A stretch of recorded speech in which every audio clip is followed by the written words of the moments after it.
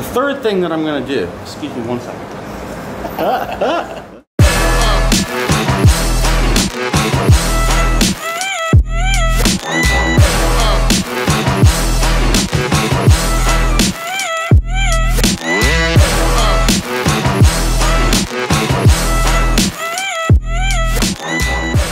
So, obviously I made a lot of mistakes in my US Open prep.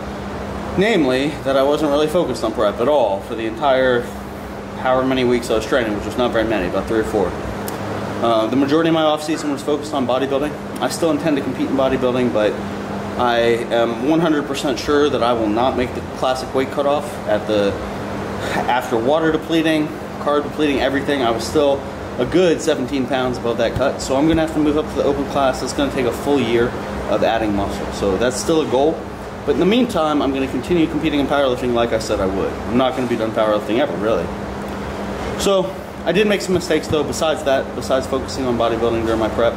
I had a lot of life stresses going on and I let them get to me pretty bad. And I was pretty open about this on social media, so you guys probably have some idea of the stuff, school stuff, friend stuff that was getting in the way. And, you know, I think the big problem is I was looking at that stuff as getting in the way as opposed to just part of the deal. And so actually losing at the Open was a huge eye-opener for me.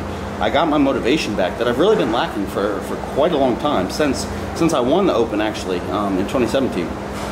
So I'm very excited for this tribute prep, a chance to correct my mistakes, a chance to have fun in prep, to really crush it, but at the same time to be smart, which I have never done in a meet prep before. I've probably never done in my training. I always let kind of my emotions get in the way, and so I'm going to enjoy the emotions, but at the same time I'm going to be smart about my training. And so I want to explain a little bit about what I mean by being smart. So the first thing is, instead of using a lot of variations, instead of using a lot of super high rep training like I was doing during my bodybuilding work, which is good for bodybuilding, I'm going to focus on the competition lifts. And I'm going to get that volume that I do need to improve. I'm going to get it by doing multiple sets of low reps. And I'll explain this a little bit more in articles on Elite FTS and Barbend. But doing multiple sets of low reps is going to give me more opportunities to practice competition style technique without exhausting myself so much that I then can't recover. So that's my #1 strategy. The number 2, maybe, you know, tied for #1, is to not overreach. You know, I had this tendency to overreach because I like to be very intense in the gym. But when you do that, you're really wearing yourself out, you're not building yourself up. And the goal of training is to build yourself up. And I know that, but it's easy to get lost in the moment when you're in the gym, when the ammonia's going, when the adrenaline's flowing, the music's blaring. It's easy to push yourself too hard. And so I'm gonna hold myself accountable with my friends, with my coach, with my training partners. They're gonna keep me from doing that during this meet prep so that I can really focus on doing things right, executing correctly, on staying within my limits, on moving the bar quickly, building that confidence up, not tearing it down by missing reps. The third thing that I'm gonna do, excuse me one second. My fiance was trying to get in the video, but this isn't her turn. So, the third thing that I'm gonna do to improve is to continue to keep some of that hypertrophy work in my program.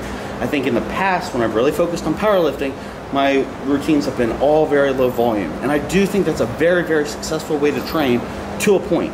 I'm at the point where I've trained low volume for so long that I really need to build up my work capacity, and I need to build up certain muscle groups that are lagging behind because I've only trained them using the competition lifts.